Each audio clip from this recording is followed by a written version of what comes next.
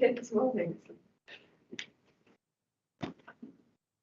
Hello, everyone that's joined us on the webcast. Afternoon. Afternoon. Hello.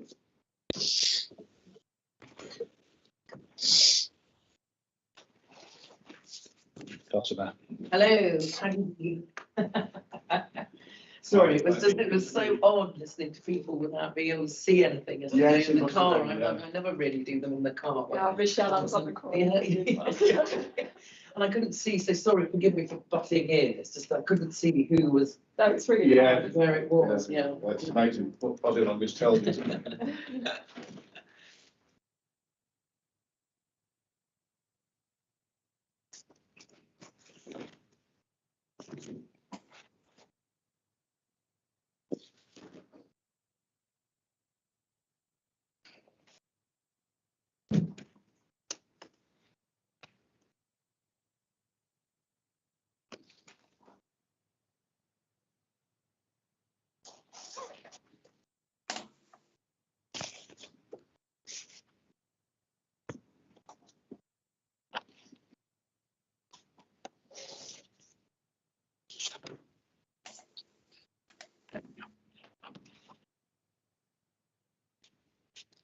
So most people on Zoom or Teams or whichever we're using on Deal.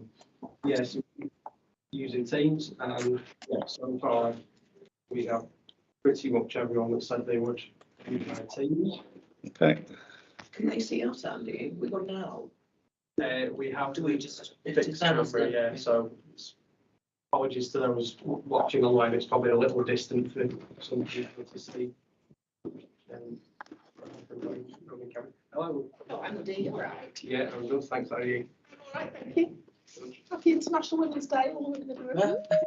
Say it's in the men too, but Chairman, do you want to sit here with the camera? Not really, but I probably should, shouldn't I? Might help. But thank you for that. Wasn't it you that said it had a good face for radio once, David? yeah, Yeah. didn't he? Only know her about a week. What can I say? Oh, I see what you're saying. You're on camera. Yeah, you're in the spotlight there. Yeah.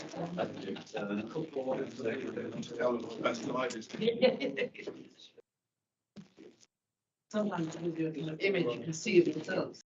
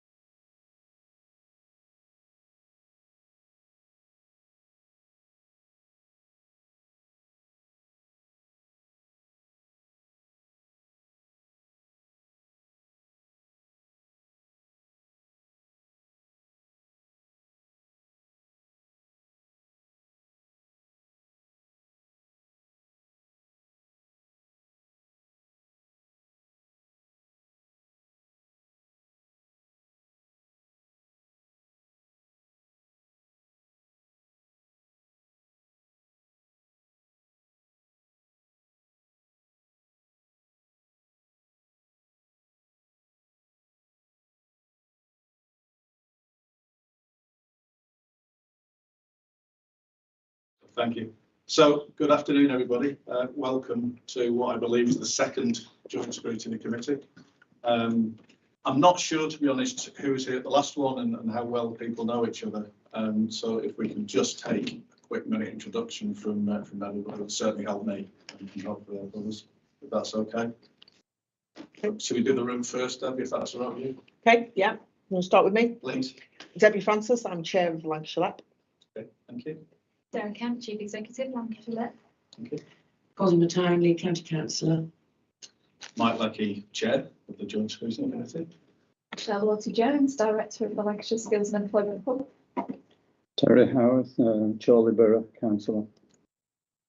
I'm Samantha Parker. I'm a Democratic Services Officer for Scrutiny, just here observing today. Andy Milroy, Democratic Services Manager, and I'm here clerking the meeting today.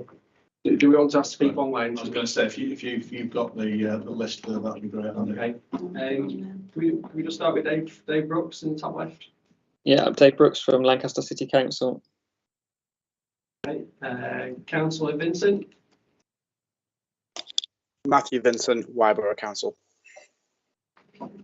We're just going to Laura Sales. Hello everyone, I'm Laura Sales, Director of Corporate Services at Lancashire County Council and the LEP Company Secretary. Thank you. Okay, Councillor Rowett. Hi, I'm Zainab Rawat. I'm Councillor from Blackburn with Darwin. Okay, Andy Walker. Hi, I'm Andy Walker. I'm Head of Business Growth at the County Council. I'm attending today for Phil Green, the Director of Growth, Environment and Planning, who can't make it. But next time I'll be presenting on behalf of the LEP, so I think we all have to deal with a few hats in these situations. Matt Wright. Hi, I'm Matt Wright. I'm the Innovation Lead for Lancashire LEP and Innovation Manager for the 3 universities in Lancashire. Councillor Dixon.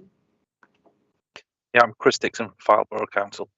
Thank you. And we've also got Gary Halsall. Hello, yes, I'm Gary Halsall, Senior Democratic Services Officer, just observing the meeting. Thank you.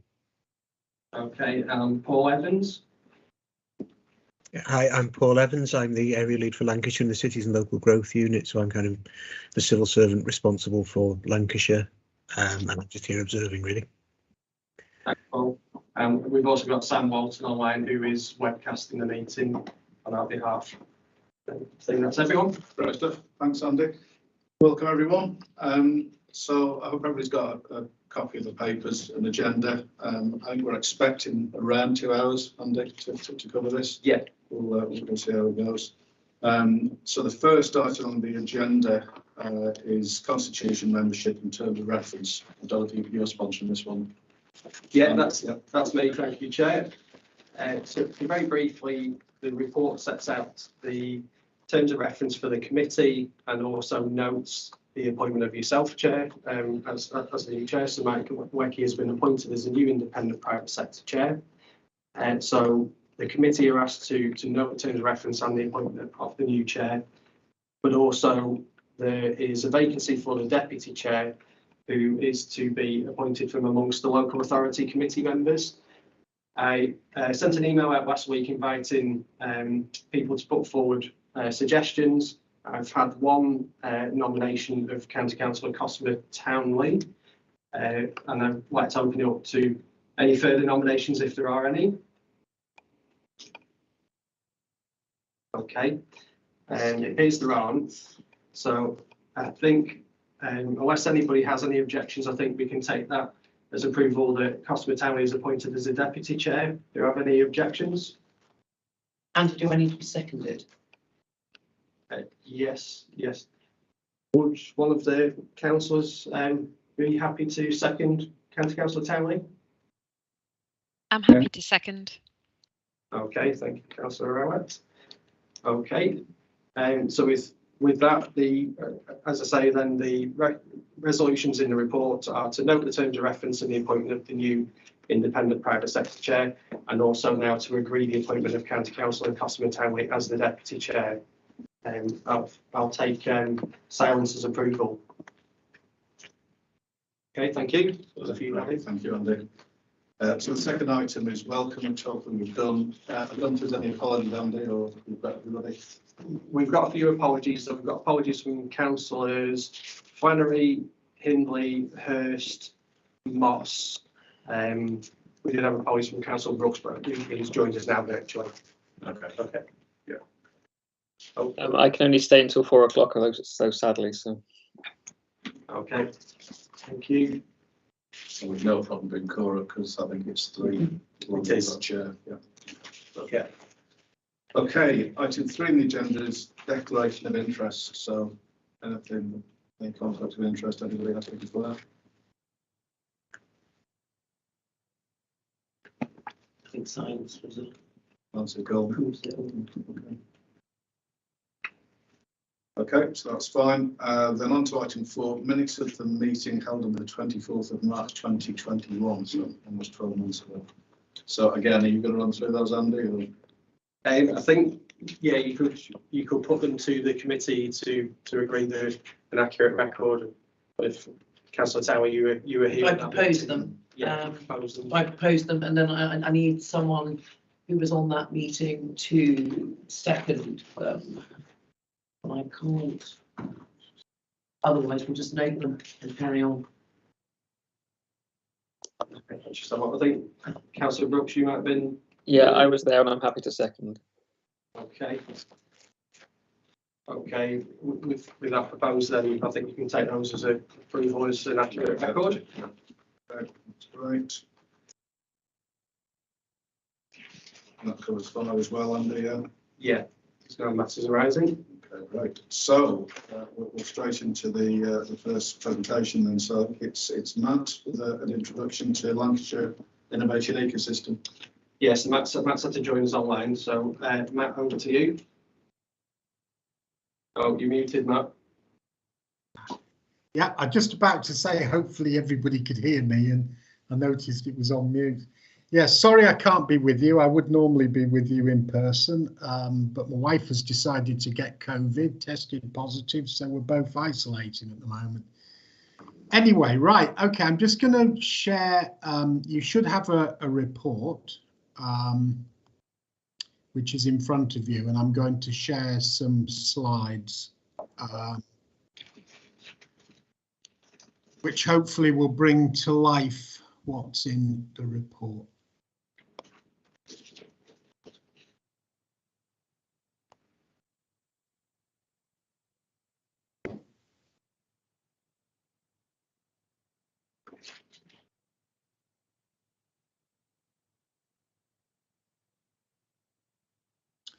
Can everybody see that?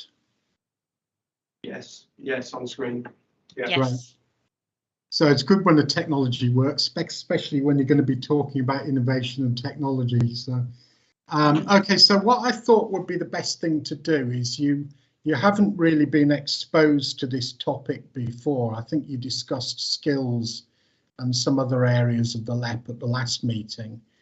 And so I thought the best way of approaching this was to give you an introduction, to give you a feel for what innovation is about, what the ecosystem and the challenges are in Lancashire, and some of the things we're doing and some of the things we think we should be doing. So I'll take you through that. Now, the first thing that we need to kind of think about is that where does innovation fit within what's called the LEP strategic framework?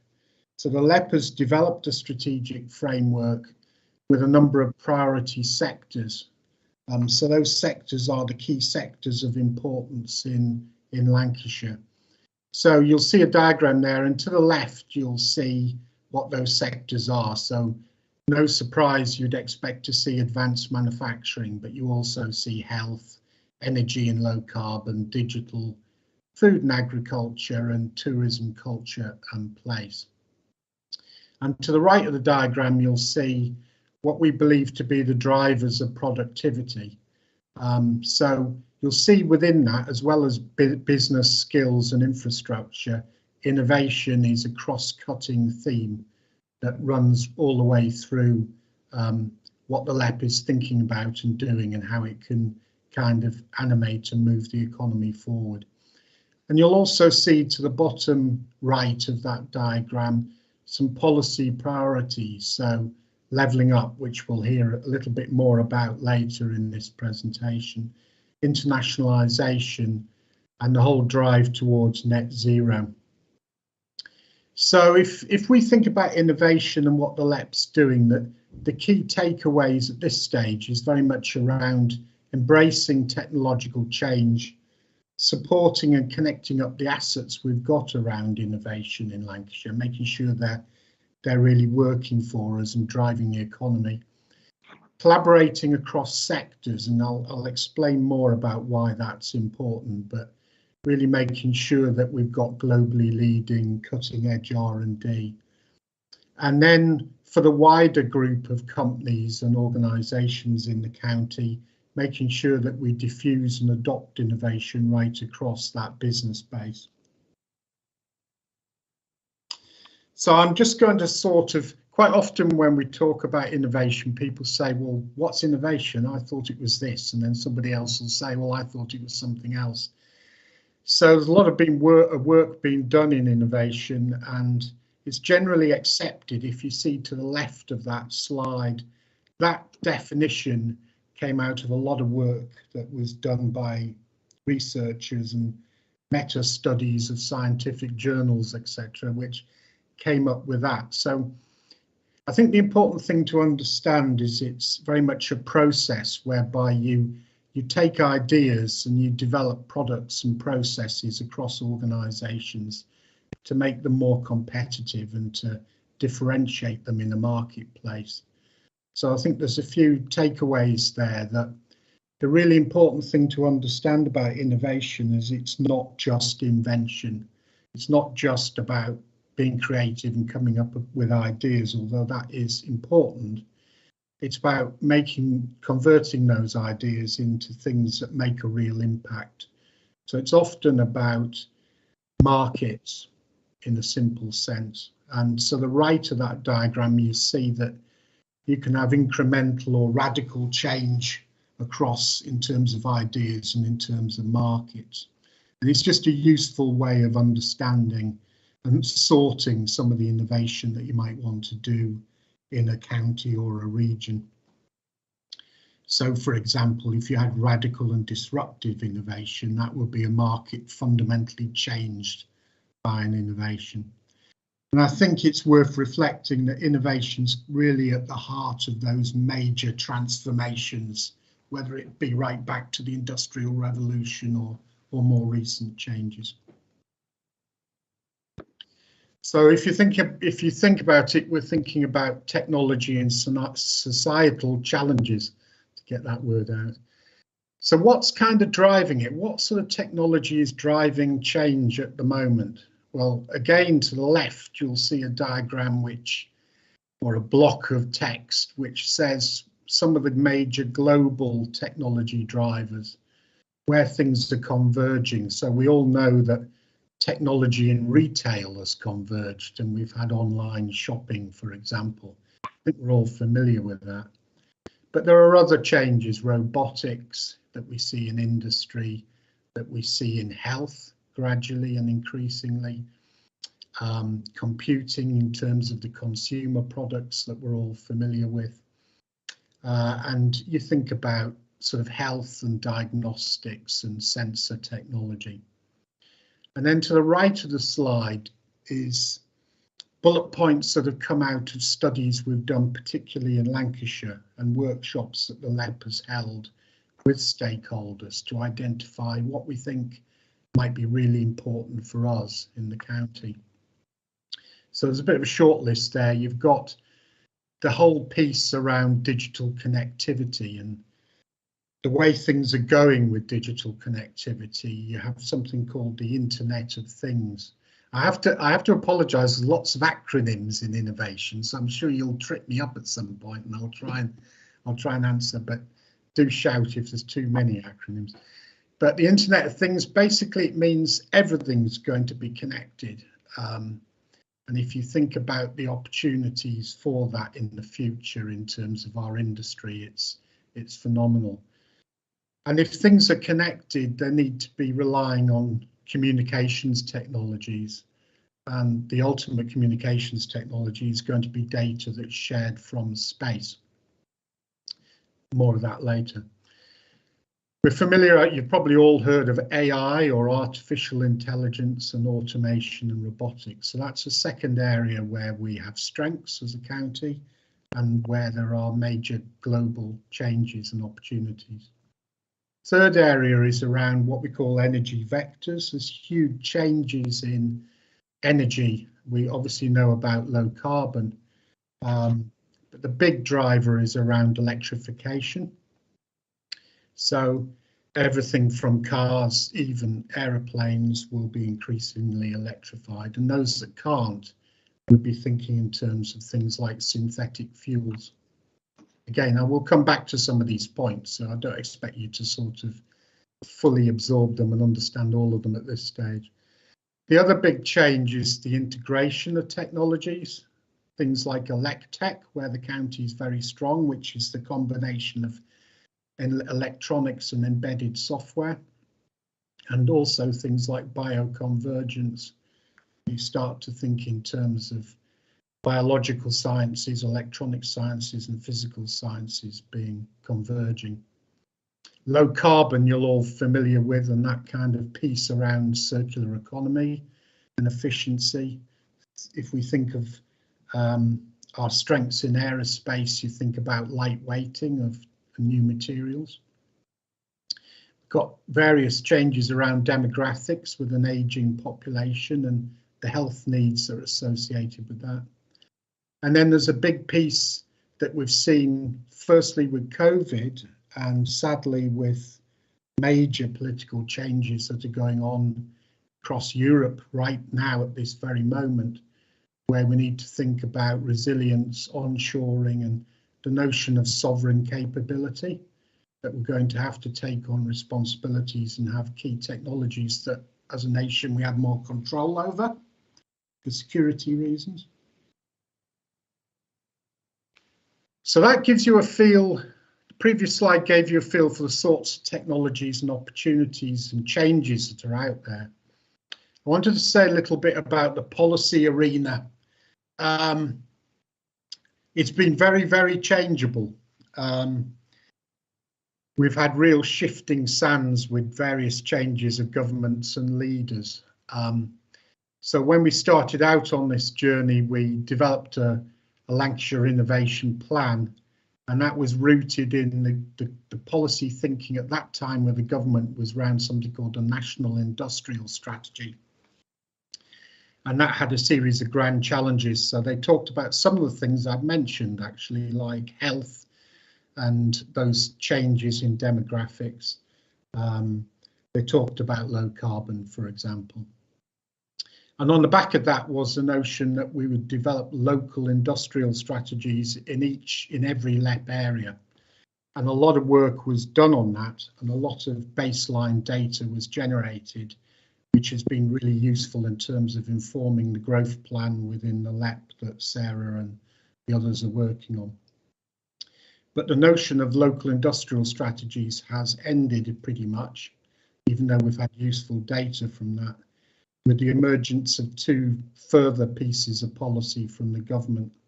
One is the UK Innovation Strategy, which really focuses on the idea much more of growth, the idea of place-based R&D in terms of innovation. So what can we do in local areas to push the innovation and R&D agenda on? And it talks about the really strong areas for the UK in terms of what it should focus on in terms of its strengths. So it talks, for example, about AI. It talks about advanced manufacturing and advanced materials. And then the Levelling Up paper, which is probably the most recent policy document to come out of the government. Some of you, I'm sure, will be familiar with aspects of that. I've highlighted just a few quick things. So it talks about 12 missions. So it talks about every department working on how they can help to level up the economy. Obviously, we're thinking in terms of the North for us in particular, and how we can kind of move our economies on. In particular, it talks about R&D spend. So it starts to set some targets in terms of much greater public R&D spend in the north, and that to leave a private R&D spend. But it also talks about devolution, and that's something that needs to be thought about very carefully in Lancashire, because we're not a metropolitan combined authority. And quite a lot of the new innovation programmes are going to end up being channeled to those metropolitan combined authorities. And the opportunities to do something around innovation will be geared to things like county deals. So there's clearly a piece of work for members and for others to think about how they can move the devolution agenda on in order to access some of these programmes. And then at the bottom, I've mentioned something called SPF, which is the Shared Prosperity Fund, which is really the replacement for the European funding we used to get before Brexit. All the European programmes will end next year. Huge amounts of money came into the county for innovation and other programmes using ERDF monies. So that will come to an end. So we need clarity around something called the Shared Prosperity Fund, which is still somewhat opaque, if truth be told. And to the right of the slide, you'll see I've put in there some global lessons that have come out of, whether it be in America or Germany or other areas of the world, where they've looked at what are the really important things you need to do to get innovation support right. And I'm sure all these slides will be shared with you, but just quickly, those include setting long-term goals, allowing a culture of experimentation and entrepreneurialism, being very open about the management of innovation, networking and mixing up sectors, different sizes of companies, researchers, private and public, and making sure that they're engaged in a culture of change and challenges. Very important that we don't just do business for the sake of it, in the sense that we kind of have a really good understanding of business model innovation, and we're strongly market orientated, which I mentioned earlier.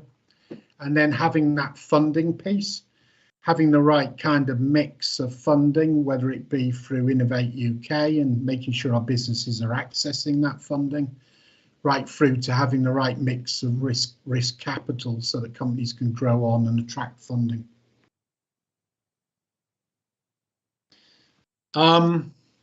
So just very quickly, in terms of the structures and staff we've got in Lancashire and through the LEP, we've got a small team, a very small team, that can pursue the innovation agenda, and I think there's a recognition that that needs to move on and we need a stronger resource around it.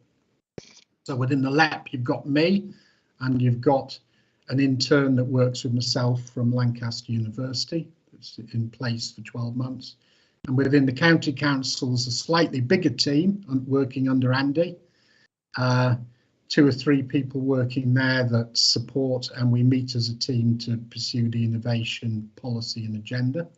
We've established the Lancashire Innovation Board, which brings together the main public and private stakeholders.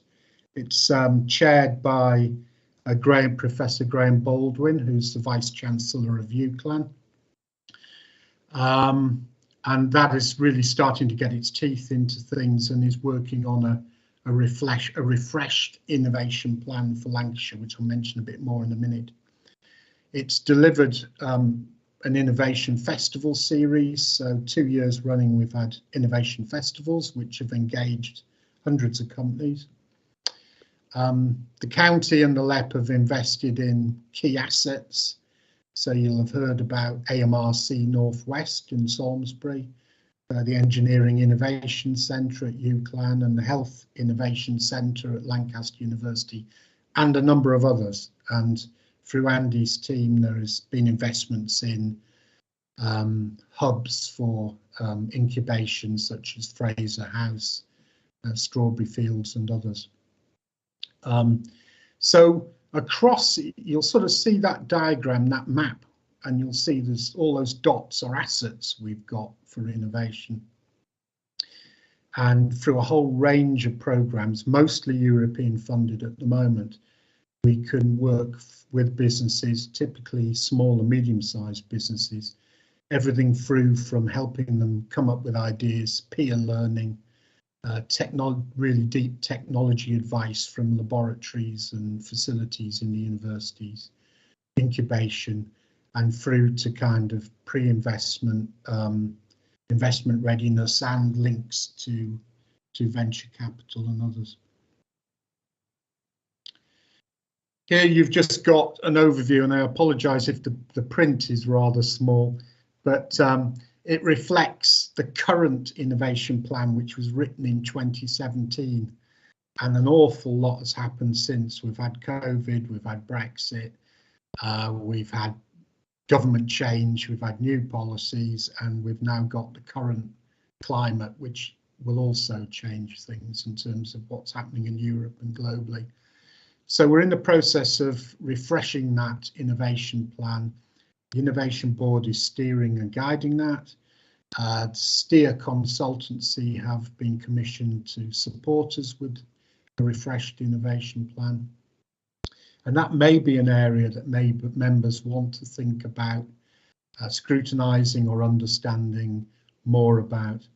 But as it stands at the moment, the innovation plan is very much about how do we stay ahead in our strong sectors such as aerospace and energy, and then how, as I mentioned earlier, do we cross-fertilise across sectors into new areas and new growth areas.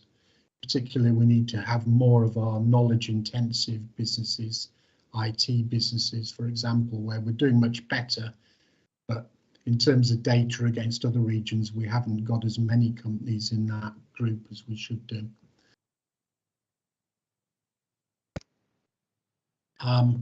So myself and Sarah have been doing a lot of thinking about, in terms of the LEP, what would be the vision for innovation, that can help support that development of the innovation plan.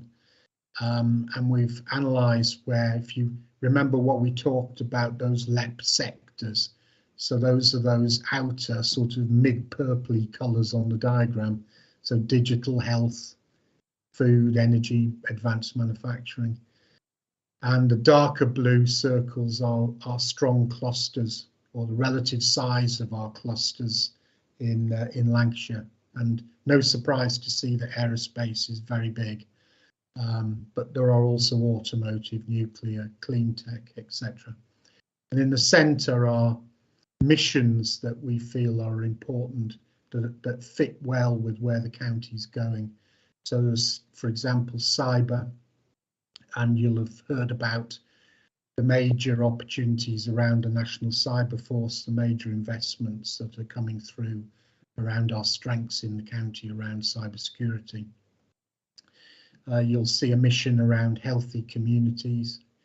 How can we take the challenge of health inequality in Lancashire and make that a driver for technology and business? Clean growth and advanced mobility, because we have those strengths around aerospace and automotive, and there's a lot of change in those markets, so we need to make sure that we're leading and ahead in those. So to the right of the diagram, you've got, if you like, the kind of levels of innovation. The top of the frontier sector innovation, where we as a county want to lead and own those key fields of growth. Next down would be where we need to collaborate across the county and with other regions to maintain our strengths and to bring new strengths into the county. And the bottom level is really about making sure we just diffuse and adopt all the latest technology from wherever we can get it. And final slide, I'd be glad to hear, is to take that kind of thinking about around those missions and clusters and to think about the policy arena that I talked about and start to say, can Lancashire have a stronger sense of what its value proposition is? I think it's probably fair to say that there's been a debate for many years about, you know, what is it that's unique? What is it that we could be really strong about that's different and differentiates ourselves from other LEPs or other counties? And it's interesting that when I mentioned earlier that there was a stage where every LEP looked at something called a local industrial strategy, and it was interesting that when a lot of LEPs started to do that work, they all started coming up with very similar things. And I think what we're doing in this slide here, this piece of work, is to start to say, can we look at all this through a different lens to really understand what our strengths are? And one of the views that we've got is we have real strengths around security and resilience. And if you think about those 4 missions I talked about, so to the top right, you've got advanced mobility and manufacturing. So there are real strengths around, if you think about what BAE Systems does and our aerospace supply chain, stuff around those aerial systems, UAS and space. To the bottom right, you've got our strengths around clean growth, but particularly around low carbon technologies. And we have great strengths in nuclear, and the government is going to put a lot more money into nuclear. So we need to be thinking about how we are thinking about how we seize the opportunity around those. Bottom left, you've got something around healthy communities as a mission, but in particular, where have we got strengths? Well, we can pick up on our strengths in manufacturing and automation, and we can automate medical diagnosis. We've got strengths around health analytics, particularly in our universities. So there's a whole piece around preventative medicine. And in the top left, you've got all the stuff around cybersecurity and digital that we've got in the county.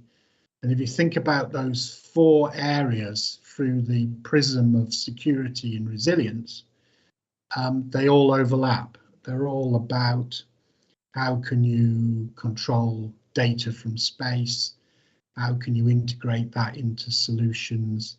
How can you have new kinds of energy vectors, things like nuclear cogeneration, where you can make synthetic fuels?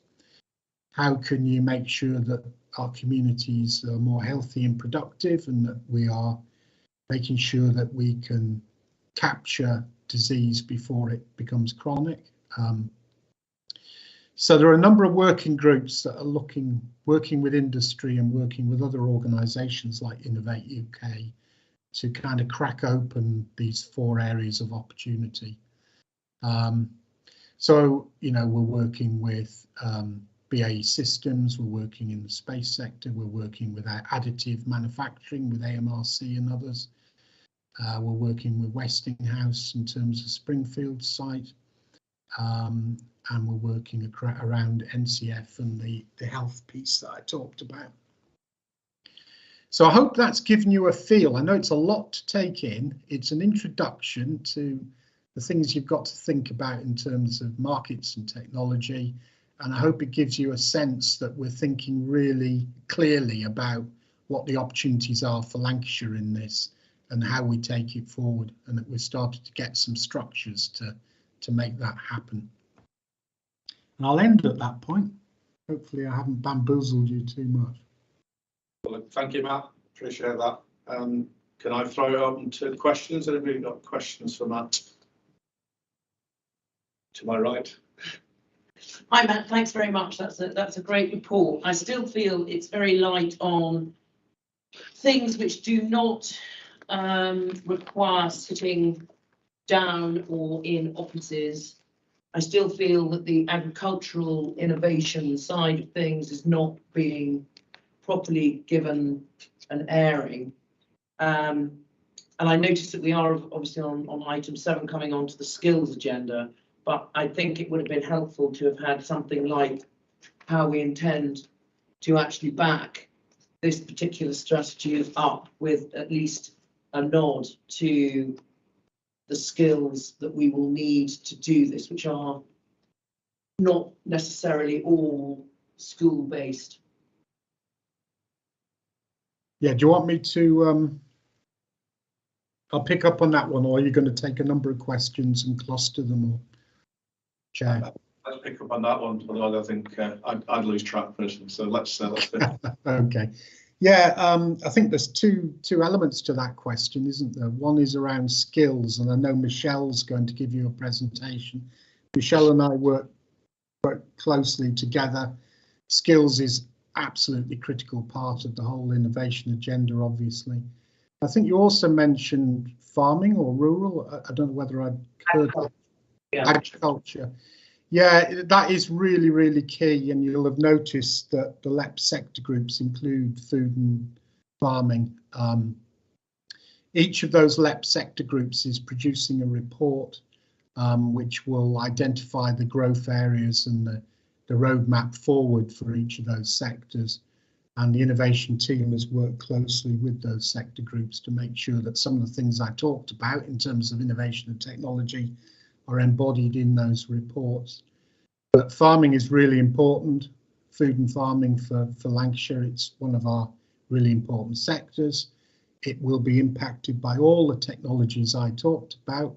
The whole area around farming now is going to be something called precision farming. So you'll have data on your tractor and through the systems that you use, so that you only use exactly the right amount of fertilizer and in the right places, so that you get exactly what you want in terms of crops or livestock. So massive change in terms of productivity in the agricultural sector, all linked to the sorts of technologies that I've been talking about. So we are onto that, and I do work closely with David Hall, who chairs the Food and Farming Group. Chair, may I just add to that, if it's okay? The sector plan is an industry-led sector group who've been working for a number of months, led by David Hall, who is the Regional Director of the National Farmers Union. And what we try to do with this sector work is, while we try to look at all elements of the sector, where the opportunities are, the challenges are, what are the types of interventions, whether it's policy or something else that needs to happen in order to realise those opportunities and challenge mitigations. Clearly there's cross-cutting themes across that, so skills would be one, innovation would be one. So as Matt talked to the cross-cutting theme, there's a much more in-depth view that's focused totally on food and agriculture. We're not too far away from having that plan ready, so it might be something you might look at a future scrutiny meeting. And then you'll see all the different elements of the sector, not just the innovation elements of it. Thank you, sir. Any of the councillors who've joined on Teams got any questions?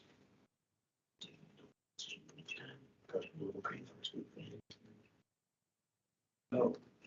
Okay. So we have another question. Sorry, just one other one. Where in the strategy is the disposal of, or the safe disposal or reuse of things like battery technology? We speak of the creation of these things, but how are we going to deal with what the detritus at the other end? It's easier to think of how we create and not how we dispose. Yeah, so the whole kind of low carbon piece is very much about that circular economy. So it's not good enough just to create these things, as you quite rightly mentioned. It's very much about how do we deal with them. In fact, how do we efficiently use materials in the first place, so we only use exactly the right amount? And then when we have used it, how do we recycle it, or how do we reuse it? And in fact, there is some really interesting stuff going on in battery technology in this county.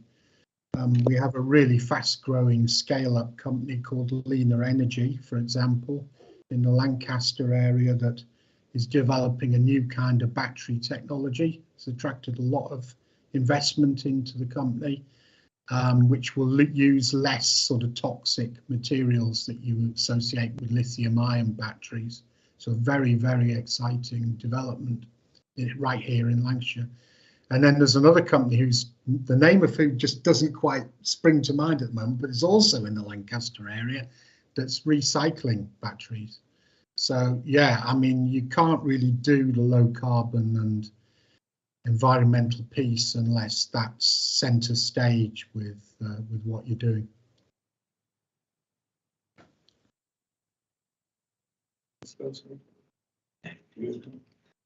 I've got one question, Matt. I'll just check if there's anybody else got any questions at all. No, okay. I'm just interested in the cyber aspect, Matt.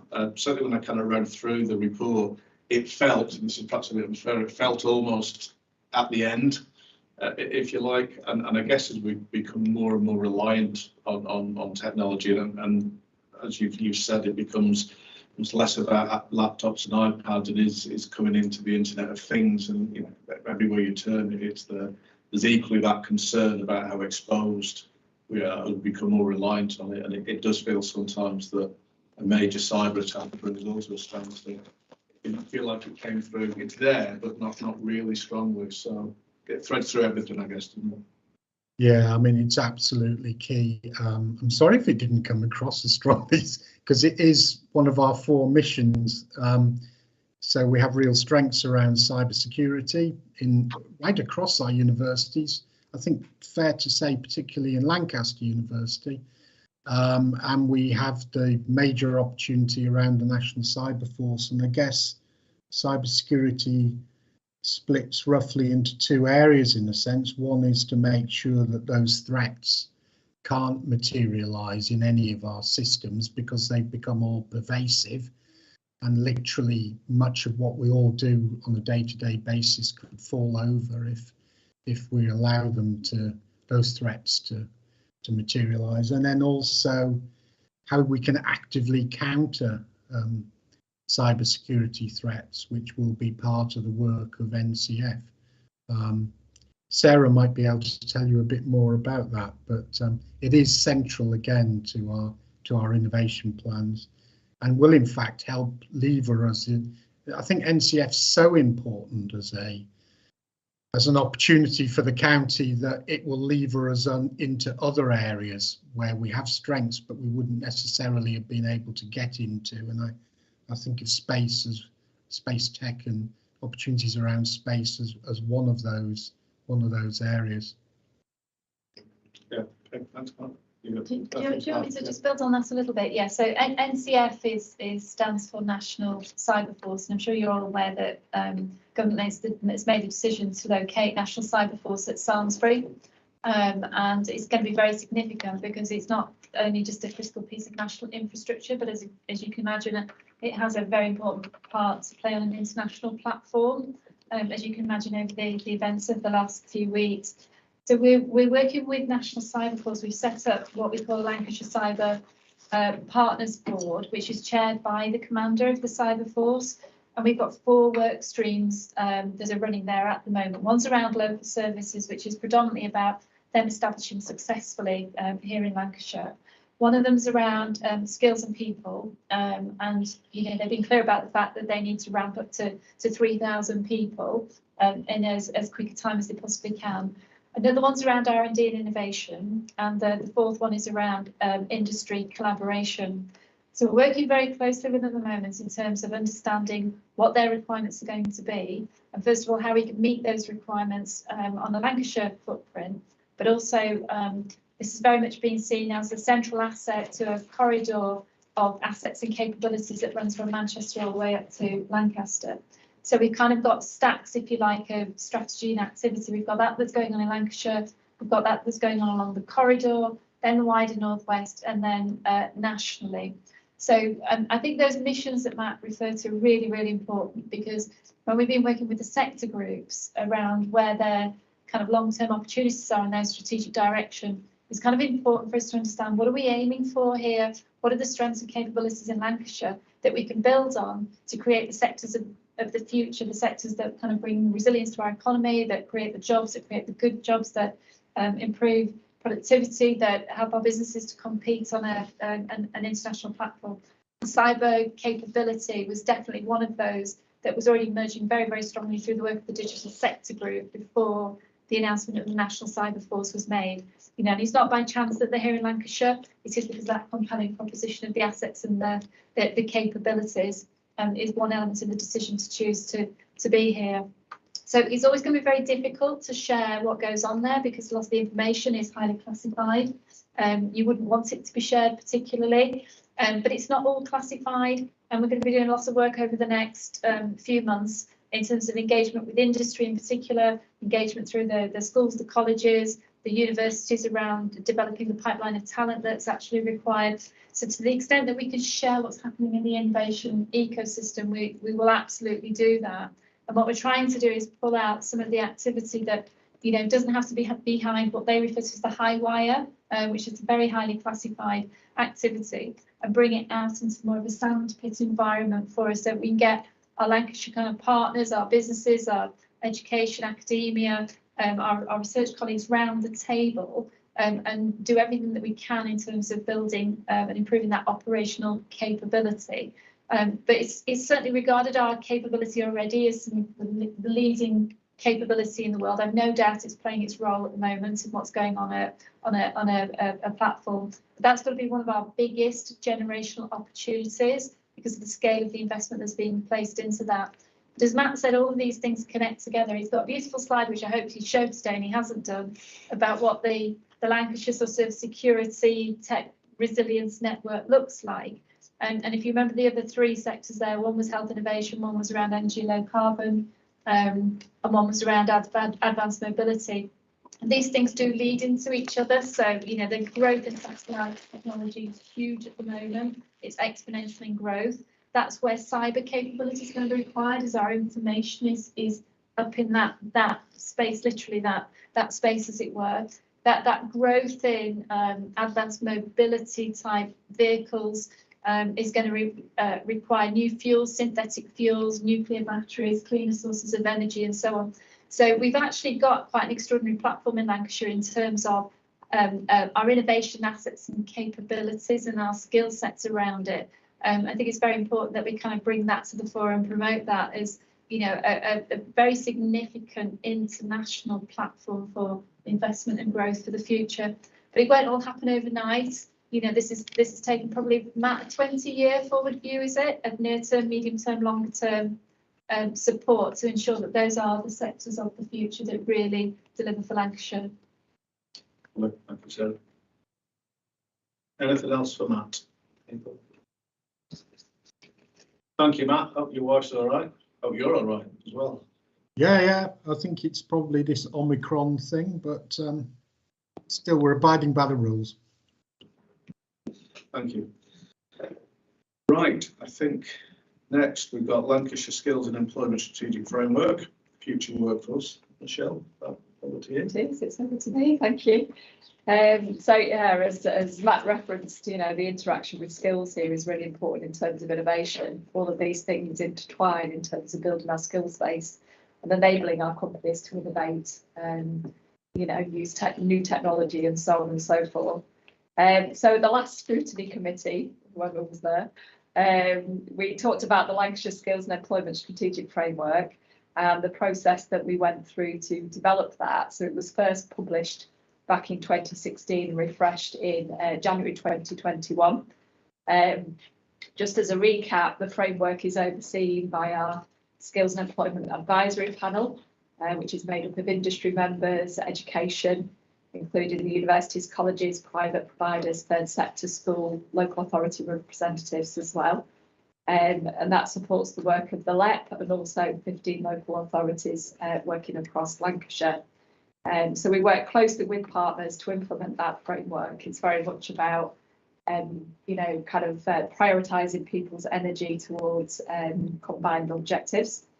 So there's 4 strategic themes, one of which is building our future workforce. So we thought today that we'd have a closer look at the work around the future workforce, and in particular the Careers Hub and Enterprise Advisor Network, which is supporting schools and colleges across Lancashire to build inspirational careers programmes.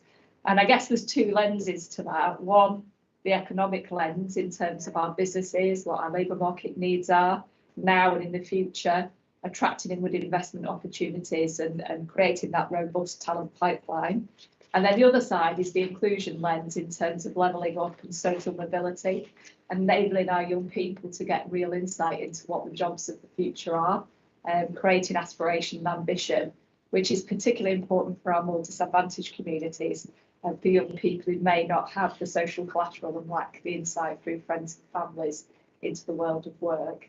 So it's very much a balance in terms of the young people, but also working with businesses to create that talent pipeline.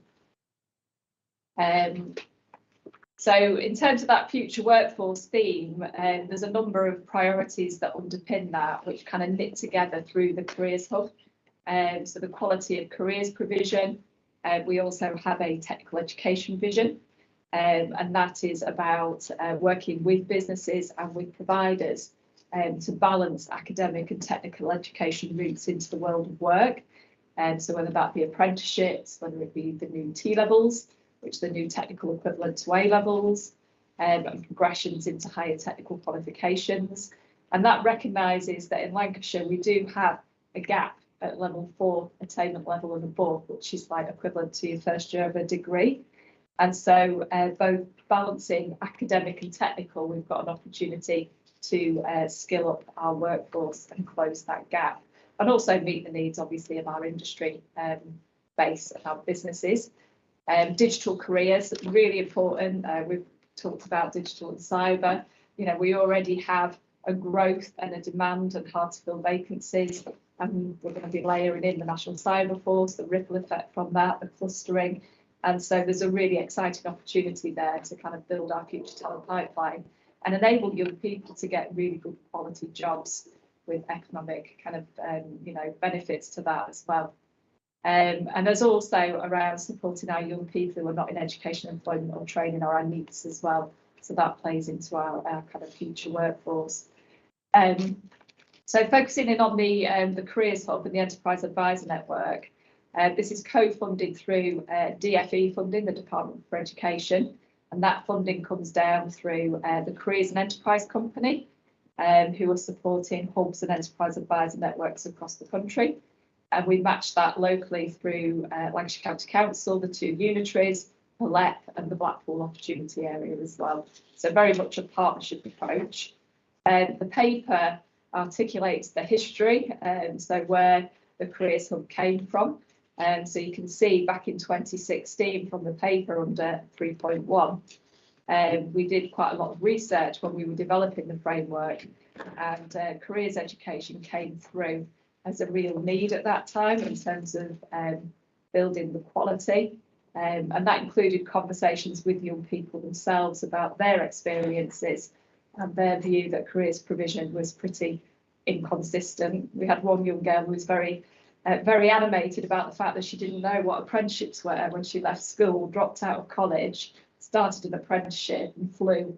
And she said, I didn't need to go through that experience. So, you know, it was quite interesting having those conversations with the users, if you will, of that careers provision. So the framework at the time prioritised the need to improve the offer to young people. And the stars aligned with the establishment of the Careers and Enterprise Company, who through a government review also came to the same conclusion that careers provision was not adequate. And Department for Education funded them, and they approached LEPs across the country to say, will you work with us? So of course we said yes, because we'd identified it as an opportunity locally. And there's an interesting kind of stat there as well, which underpins some of this work, in that a young person who has 4 or more encounters with an employer is 86% less likely to be unemployed or not in education or training, and can earn up to 18% more during their career. So there's some real underpinning research to the work that we're doing in terms of those employer experiences. So the Enterprise Advisor Network was formed, so that was back in 2016. We've taken a phased approach to building both the Enterprise Advisor Network and the Careers Hub to ensure that we've got quality. Pivotal to the Enterprise Advisor Network is matching with local business leaders, who we call enterprise advisors. So they're volunteers from private, public and third sector companies that give their time to support a school or a college to build their careers programme. So it's a one-to-one match. So we've got about 160 enterprise advisors working across Lancashire at present from a whole host of different industries. And they are focused in on supporting the schools and colleges to build their careers programme. And there's a benchmark that we use, the Gatsby benchmarks, which is a set of 8 benchmarks that describe careers excellence, which was built through international research, a chap called Sir John Holman of the Gatsby Foundation, and built that Gatsby benchmark framework. And it's kind of revolutionised the way that we do careers, because 2 of those are getting an employer encounter every year from year 7 to the first year of secondary, through to when you leave college, and also having experiences of the workplace. And so when a young person now has a careers interview, they've had a funnel of insights and experiences and encounters that help them make informed choices about what they want to do. So they might do something and say, I don't like that, do something else. Yeah, that's brilliant. You know, one of our young people came up with the quote, I need to see it to be it. And so, you know, that's become a bit of a mantra for us in terms of businesses and employers and giving those insights. We also work with business networks across Lancashire. So we have joint action plans in place with 13 business networks. So from the Chambers of Commerce to the Federation of Small Businesses to small localised networks such as the Birmingham Bondholders, who are fabulous, Filed Responsible Business Network, and so on and so forth. And we have action plans in place to engage their members in the work of the Careers Hub and the Enterprise Advisor Network. So the Careers Hub is kind of a 2-stage process where the Enterprise Advisor Network was formed. It was focusing on the 2 Gatsby benchmarks aligned with employer encounters. And then the Careers Hub enabled us to expand our view and give support to schools and colleges for all 8. So that kind of layered on in 2018. And again, a phased approach to building up that kind of Careers Hub, supporting schools and colleges. We now have all 156 institutions in Lancashire engaged, and that includes all the special schools and the alternative providers, the pupil referral units as well. We're one of a small number of areas across the country that has reached full coverage, and one of the largest careers hubs now across the country. And again, very much working in partnership with business. We have a cornerstone employer group, which is made up of around, I think it's 12 businesses now, working with us to provide strategic direction and to engage the wider business community. That's chaired at the moment by Peter Caney of BAE Systems, who's also a member of our Skills and Employment Advisory Panels, the board that I mentioned earlier. A range of businesses, you know, from more localised companies like Blackpool Transport through to United Utilities, Westinghouse, and small third sector companies as well, such as In Situ. Also got Pendleside Hospice, so a real breadth of different employers working with us. So in terms of evaluation, you know, we're seeing a step change in the number of employer encounters that young people receive. We've seen improved teacher and tutor knowledge as well of the local labour market. A great example would be Burnley, where we've got export maps on the walls of the schools to show the businesses and where they export to across the world, which has really opened the eyes of the teachers as well as the young people to the opportunities on their doorstep. Greater knowledge of the local labour markets, I say, good feedback from students, improved aspirations and awareness of different pathways, including apprenticeship opportunities. Pre-pandemic, we saw an increased engagement in apprenticeships. So the pandemic created some challenges in terms of apprenticeship provision and starts and so on. That's really growing now. We're seeing the numbers go back up. Starts are incrementally starting to rise again. And ultimately what we want is for young people to make informed decisions, to be retained in their post-16 routes, less likely to become unemployed, and to kind of grow our future talent pipeline. During the pandemic, we have created a digital platform working in collaboration with a company called Explore, which is called Start in Lancashire. And again, you know, that was to kind of address the need for virtual encounters and experiences, noting that we couldn't obviously take children out of schools into businesses or businesses into the schools during the pandemic. So that's proved really popular, and we've had some real creativity in terms of using the digital platforms around, you know, using virtual reality and doing kind of virtual tours around businesses, virtual work experience with project work with young people, working across teams. So some real innovation. So it's likely that we'll move to a blended approach going forwards, which will actually enable more encounters and more experiences with different companies in different sectors. I have put in the kind of progress against targets as well under 3.4, so you can see we do get set targets by the careers and enterprise companies you would expect in terms of certain benchmarks. Gatsby benchmark 1 is where the schools have a robust careers plan in place. Gatsby benchmark 5 is around the employer encounters, 6 around the experiences, and you can see that we're making sustained progress against each of those benchmarks. And indeed, when you compare us to the national average, our schools generally are at least one more benchmark ahead, across the country. We did lose a few enterprise advisors during the pandemic because of pressure on businesses and so on. So we have been doing a recruitment campaign. We were running at 21 vacancies, although we've got 12 currently being signed up and in the pipeline and taking DBS checks and so on. But we do need a few more in central Lancashire, West Lancashire, and for our special schools, just in case you have any thoughts or ideas.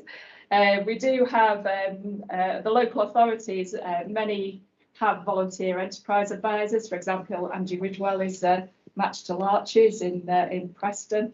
We've got Neil Shaw over in Rosendale, who's an enterprise advisor, who's also on our skills and employment advisory panel. And I think we've got 12 of the 15 local authorities offering enterprise advisors. If you contact me offline, I'll tell you the 3. And in terms of integration, that was the last section, which is key to supporting the priorities under the future workforce. I mentioned the technical education vision. A key pillar of that is careers and ensuring young people have an awareness of the different pathways into jobs that they can take. So that promotion of apprenticeships, talking about T-levels and so on. We work in partnership with the Lancashire Work-Based Learning Forum, which is the membership body of apprenticeship providers across Lancashire. So that's universities, colleges, private providers, who provide sessions in the schools around apprenticeships.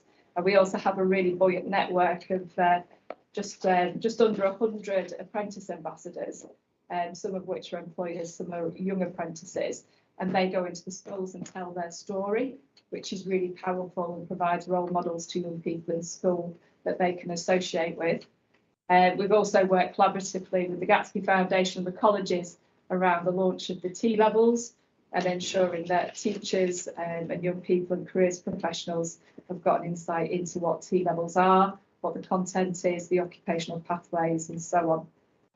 And as I said, a priority is around digital as well, the digital and cyber skills.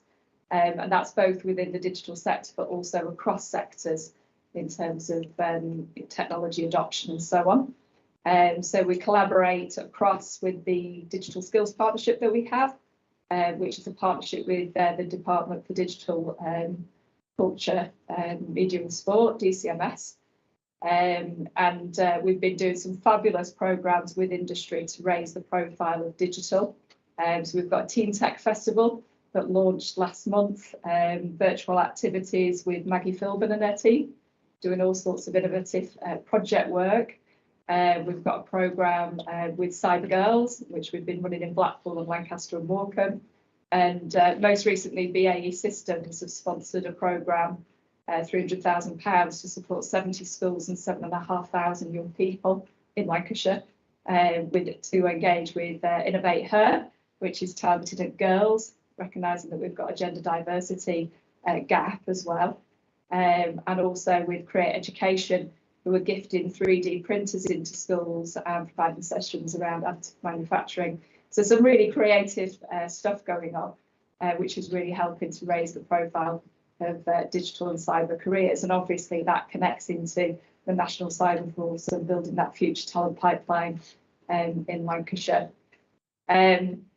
I referenced disadvantaged boroughs as well, and an important part of what we do is making sure that we've got full coverage, that for young people in schools and colleges that may be at risk of NEET or lacking aspiration, that they are engaged into the careers provision. That is one of the Gatsby benchmarks. And we also collaborate with providers of programmes funded by the European Social Funds that are targeted at young people at risk of need from 15 years old, to make sure that the schools engage in those programmes and get support for their young people. And of course, you know, Matt mentioned that we're going to be transitioning from ESF to the UK Shared Prosperity Fund. So we need to watch that carefully and ensure that we plan appropriately so that we don't leave those young people without that support. Really important. And we have secured funding as well through JP Morgan this year, through the Careers and Enterprise Company, to test the benefits of extended work experience and enhanced careers provision on young people in year 10 who are wobbling a wee bit and need support to transition effectively into college or into an apprenticeship, their post-16 destination. So we'll be supporting 105 year 10s through to year 12 to support them in their journey and looking at the impact. Extended work experience has a real positive impact on those young people who may, you know, need some extra boost in terms of their ambition and insights. And then finally, we also integrate into the Lancashire Skills Pledge, which may have hit your radar. I don't know. We did a lot of social media coverage last week as we had the celebration at County Hall with 140 businesses that have signed up to the pledge. And the Lancashire Skills Pledge was kind of in response to businesses saying that they wanted an easy way to connect with the skills and employment system, because it is quite complex, lots of providers, lots of different projects. So the Skills Pledge is an easy front door for a Lancashire business to connect with different partners, but it also is there to recognise those companies that are committed to inspiring, developing and recruiting the people of Lancashire. So there's 7 pledges that make that up. So you can be an enterprise advisor, as I say, volunteer to support school or college with a plan. You can give an hour, which is deliver a careers activity. And again, a whole range from careers talks, mock interviews, visits to workplace, work experience, Dragon's Den, games, and so on. And recruit an apprentice, become an apprentice ambassador, recruit locally from the unemployed community, or upskill your workforce. And at the moment, we've got, as I say, around 140 businesses making 230 pledges, with another 40 in the pipeline at present. So that's a growing group of businesses that are engaged. But hopefully there you can see how we're trying to make things as integrated as possible for businesses to engage into the skills and employment system and work with our partners. So it's very much a partnership approach. I'll stop there. Yeah. Thanks, Michelle. It's really interesting. So again, I'll throw it open to questions. So can I go to our Teams colleagues first? Yeah, anybody on Teams who wants to ask anything?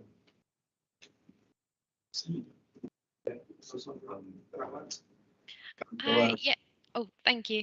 Thanks, Chair. It's more of a comment rather than a question, but just thank you for the update. It's really helpful. Really interesting to hear all the work that's going on.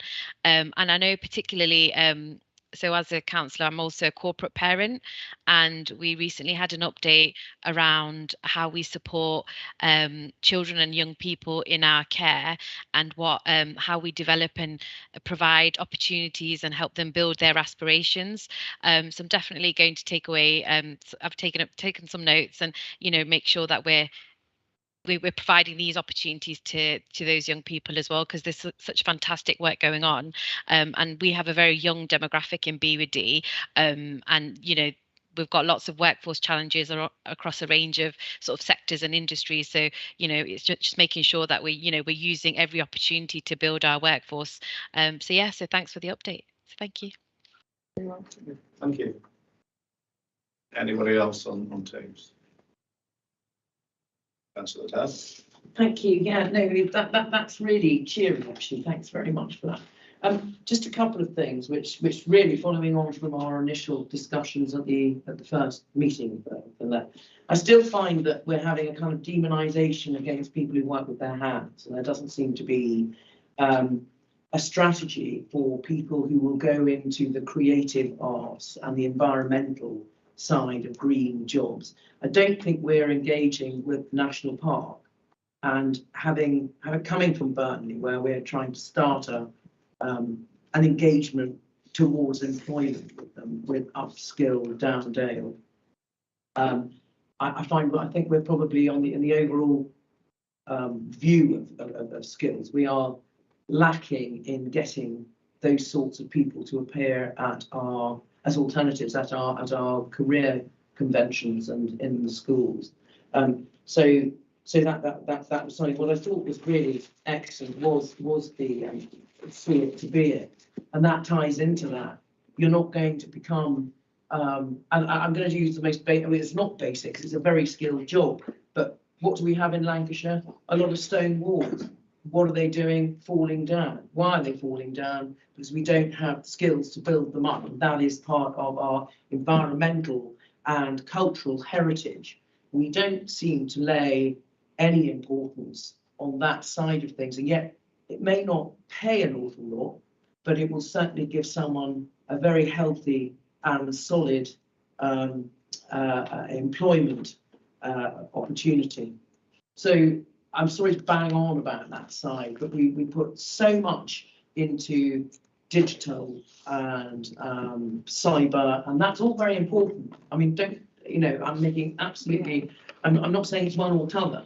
What I'm saying is we do need to look at things that practically we need to in this county, as opposed to just always looking at the BAEs, at those sides. I mean, we seem to think that those are soft options, and they're not soft options. They're very necessary options.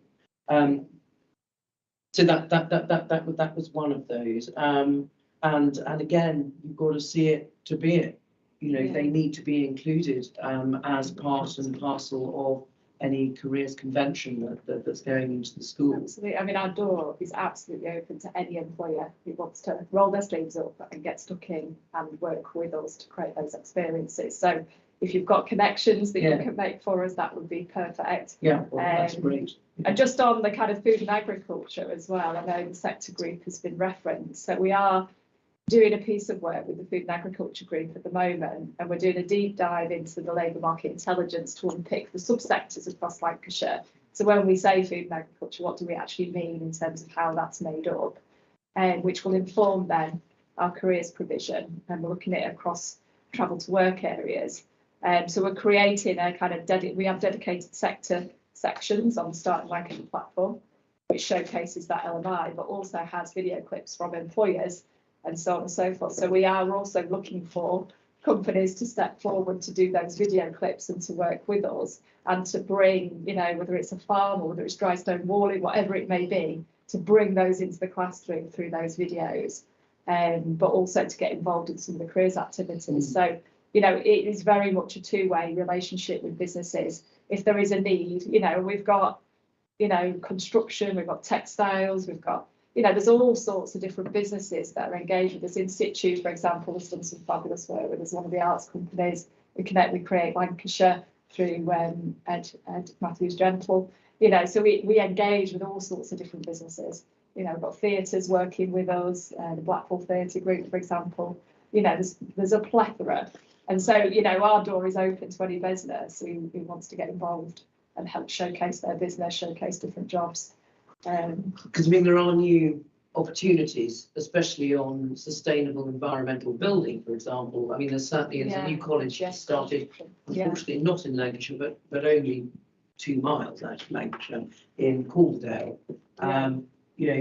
Signposting people over the border is not beyond, or it could be a benefit to us too. Oh yeah, I mean, this isn't closed. I mean, obviously there is enough, we're connecting with Lancashire businesses, as you would expect, but it's very much about boosting aspiration of young people. They may go off and study elsewhere, they may come back, but it is actually about boosting that aspiration, isn't it?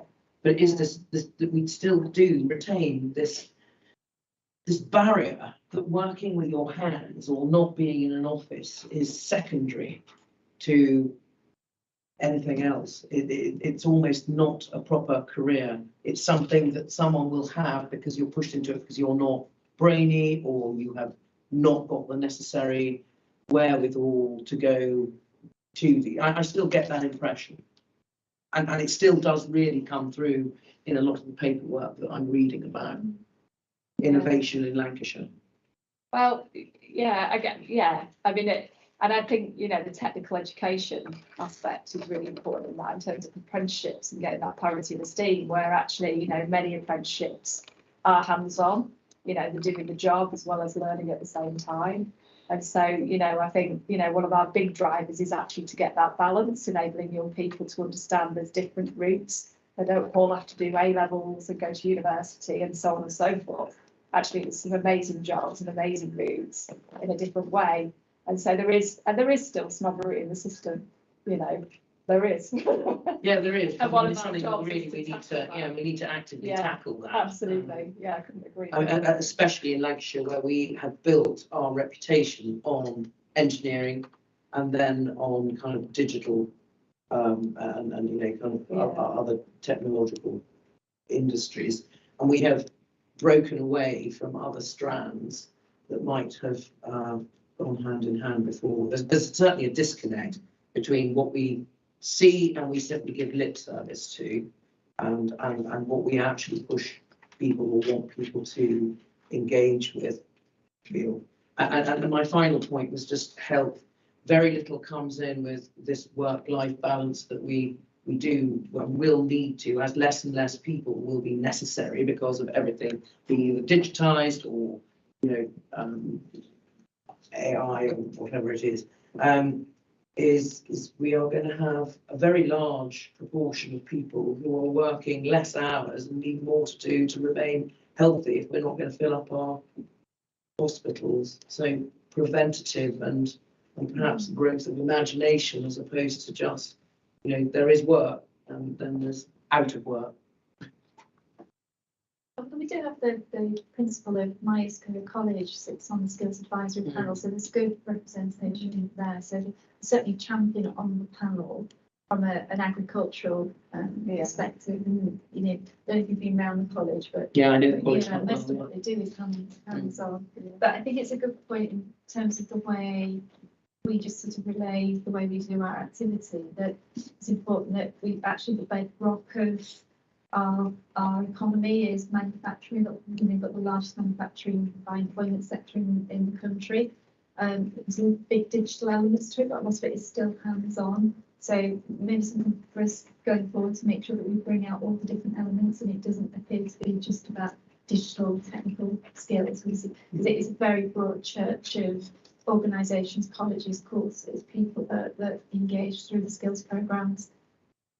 Yeah, no, that's and you know, these are things that just I just see it more in the round coming from a certain area.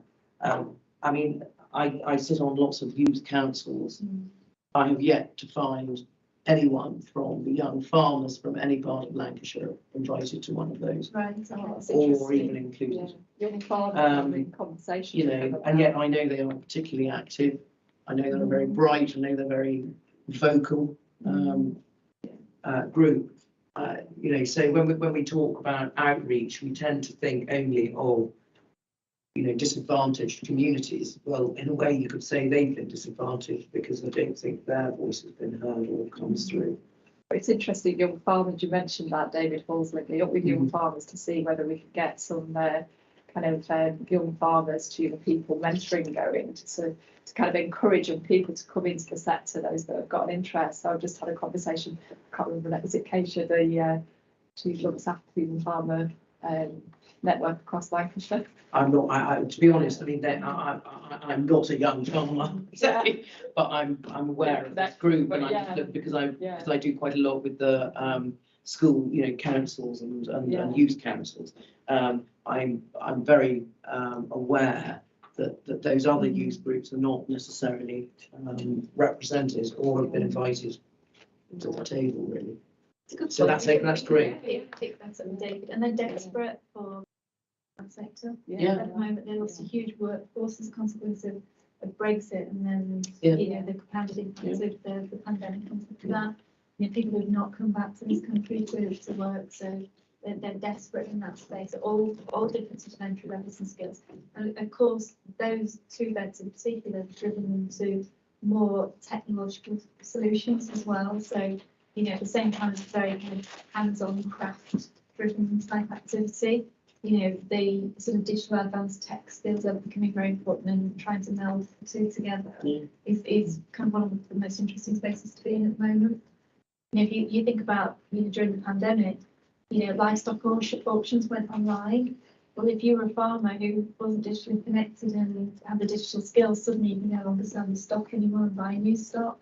So there's been very significant change in that sector for a whole host of reasons over the last few months, and that's partly the point of the sector groups, is to bring these challenges and these opportunities to the fore and make sure that those cross-cutting programs, make sure those cross-cutting programs are actually responding to, I almost know. I don't know what you do then. You know, the needs of all those different sectors, but we'll take that back as a good point to not only make those connections, but also just make sure that we're expressing it more clearly in some of these papers. I think it is the breakdown of this slight snobbishness between those that work in an office and those that work outside. Yeah. Especially in places like Lancashire, where it's 80% rural, it's really important. Thank you. Any more questions or comments for Michelle? Terry? Can I just come back to the apprenticeship from a slightly different angle? I've got some knowledge of apprenticeships, mainly because I did teaching at College of Further Education, not so much on apprenticeship courses, but saw what was going on. And one of the problems that I saw is the work that you're doing, I think, is fantastic. However, you've got certain employment practices, say within the building industry, whereby someone comes onto an apprenticeship as, say, a bricklayer. You get the requisite amount of time to get the training, but come to the end of their apprenticeship, they're often put on the self-employed market. They're not actually enabled to develop the skills sufficiently to, in a lot of cases, hold down full-time jobs.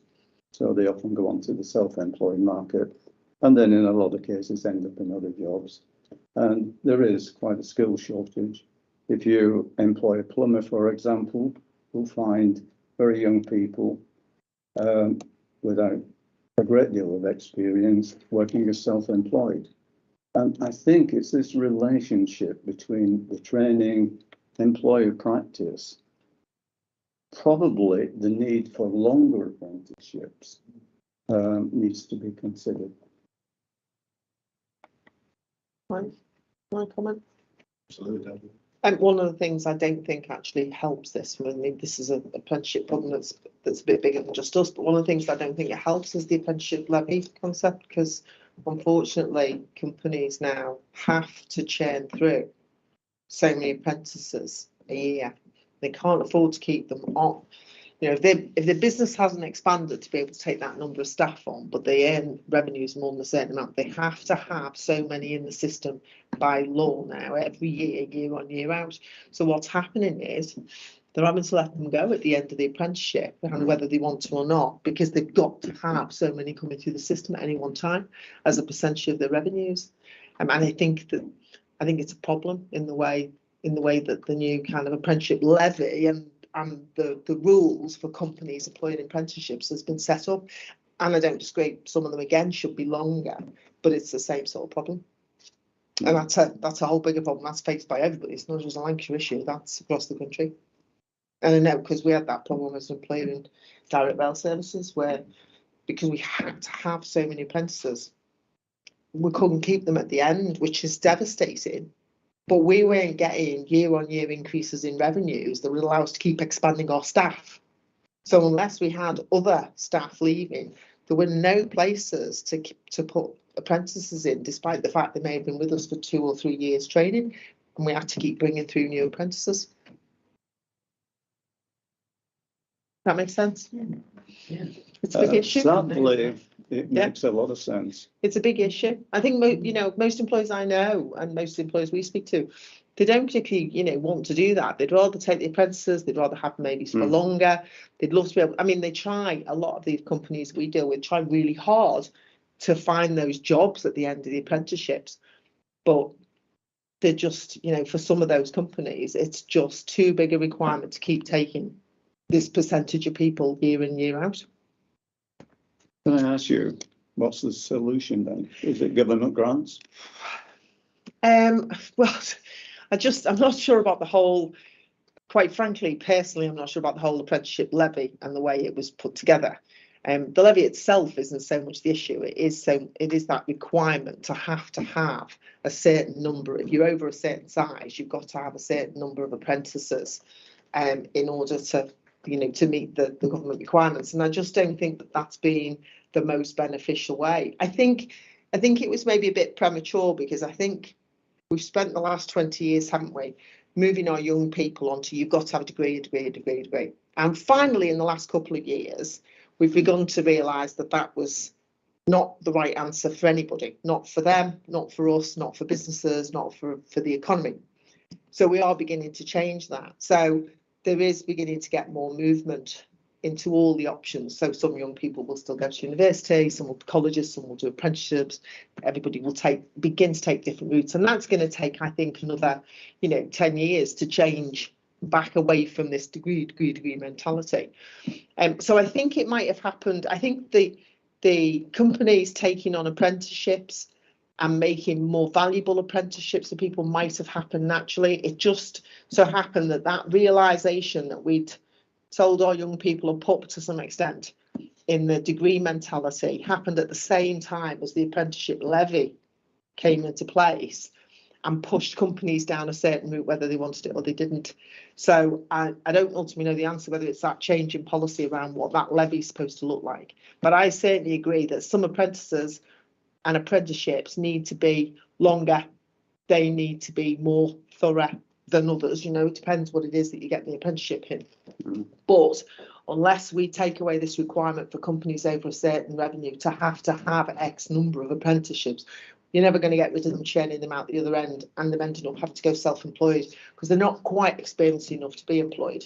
Right. But they have done that apprenticeship. There's no easy answer. I don't know it. I'm not a politician. The flexibility thing, Debbie, for you, that the levy itself is perhaps not a bad thing, but if there's more flexibility about how it was applied. Correct, maybe. Councillor Vincent's put his hand down. Did you have something? Yeah, well, it was sort of answered. I was going to ask where, if there's any way of knowing where we lose these apprentices, where these companies lose apprentices because they just can't keep them. Do we at least know if we retain them within the industry? So at least, you know, there's some value to the training they're getting, and we retain them within the industry. But I think you said a lot of them end up going self-employed, which sort of partly answers that question anyway. Okay, thank you. Do we have a feel for that? We do have data around apprenticeships in terms of starts and completions and so on across Lancashire. And I think the kind of levy question mark, it's an interesting one because it has pushed companies in a certain direction. There isn't any flexibility in terms of what you can spend that money on.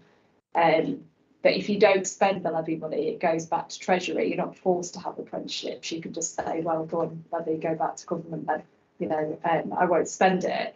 So what we have got in Lancashire is a Lancashire levy transfer network where the larger companies that have got excess levy are gifting it, if you will, to the smaller companies to train their apprentices. So it circulates in Lancashire, that levy money.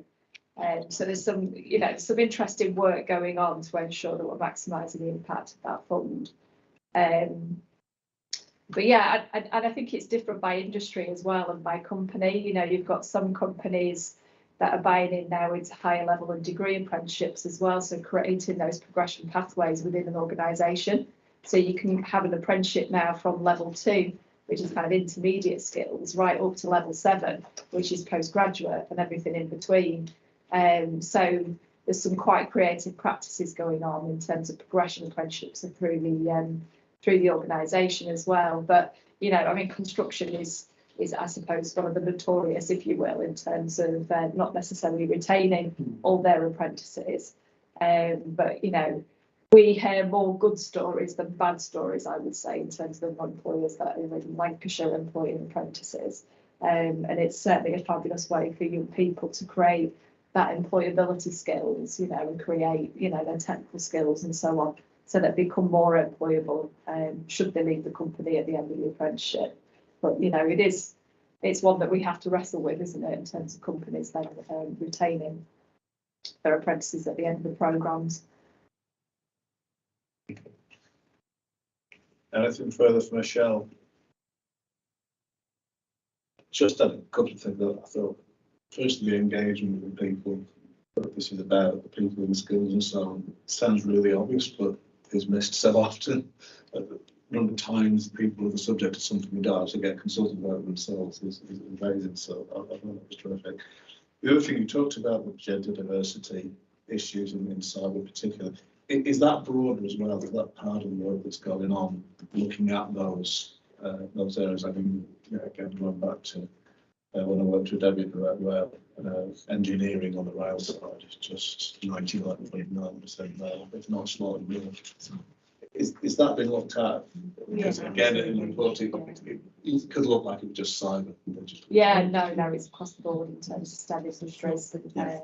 So whether it be, girls into construction or girls into engineering, girls into digital, is a strong theme in terms of supporting diversity.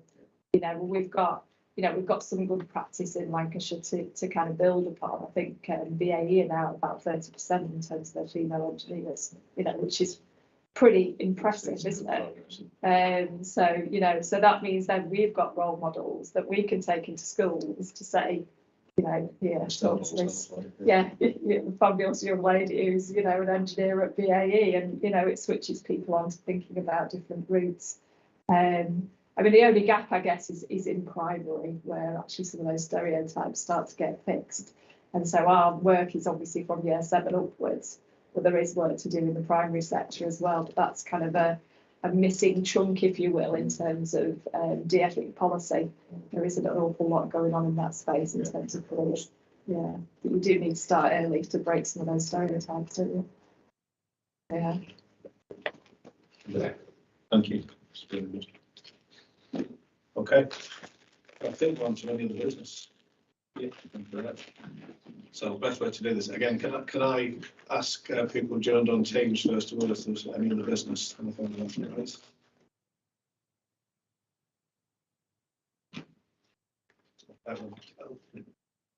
Challenge screen flickers. Councillor Dixon, I think. Yeah, thanks very much, everyone. Sorry, I'm just on my way back. I'm on my way for a train, that's why I've got my video off. My next service has been cancelled. I know we're talking about broad policies and so on here, but I wonder whether we've got any update on the enterprise zone at Wharton, which is still, as far as I can see, absolutely failing. I know we've had some businesses come in over on at Samlesbury, and that's thanks to the likes of BAE Systems. But is there any movement around the Wharton site at all? If you can tell that, that'd be great. Yeah, it's a really good question, and we're actively looking at Wharton at the moment with BAE Systems, and what the proposition should be before we get into the development of the site. And the reason that we're sort of being careful and in considering this at the moment is because National Cyber Force, when it came into Lancashire, was kind of part of a new sort of policy move by government to make some of these big investments in places that are not city regions. And one of the challenges to us is about being able to demonstrate how it delivers both the levelling up and the levelling out benefits. But equally, the commitment from them was also that they wouldn't just sort of drop in these large investments that stand and operate in splendid isolation, but they would look across all government agencies for clustering of other organisations around where it would make sense for them to be in that locality. So if you remember, those two sites were originally sort of designated for advanced manufacturing, and certainly what's been happening over the last couple of years in the time that I've been here at the LEP and the businesses that I've engaged with, the gravitational pull has not necessarily been manufacturing, it's been about access to innovation and technology from organisations that are not necessarily manufacturers, and National Cyber Force would be an example of that.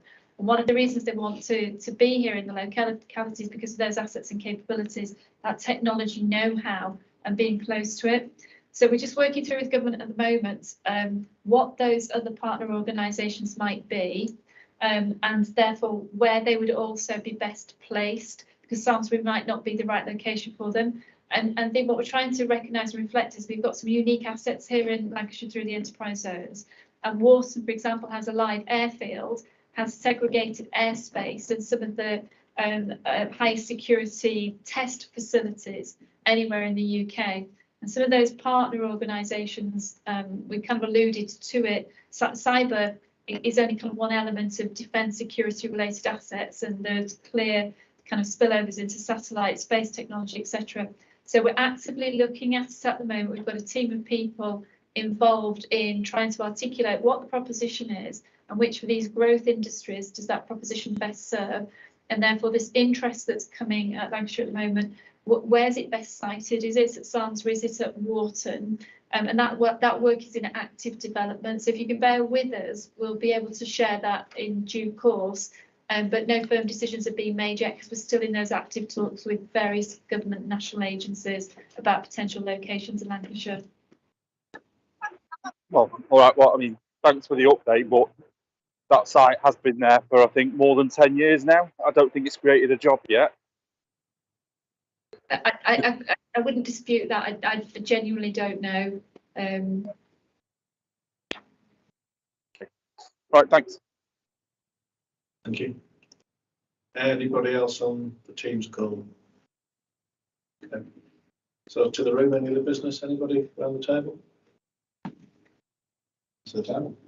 Just in the interest of continuity, I just wondered if all the members here were likely to be here for the next meeting, and whether it was an appointment from the council or whether we're going to have people bobbing in and out, really.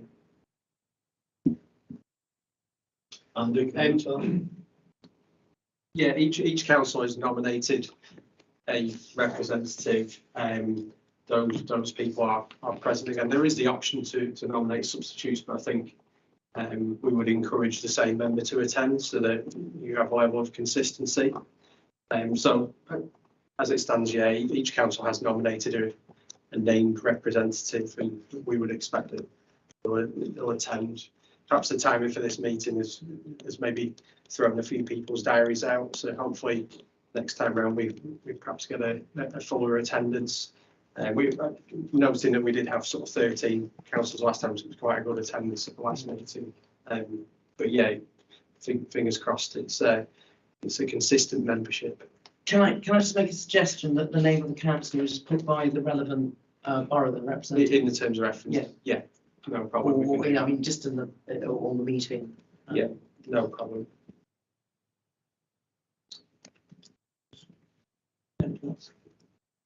okay.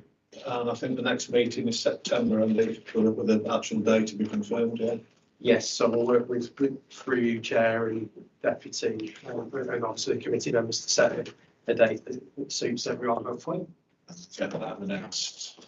Yeah, the next couple of weeks, we'll start contacting everyone and get that arranged. Great stuff. Thank you. In which case, thank you everybody for attending. Safe travels for those who are travelling. We'll see you next time. Thank you. Thank you. Thank you. Bye bye.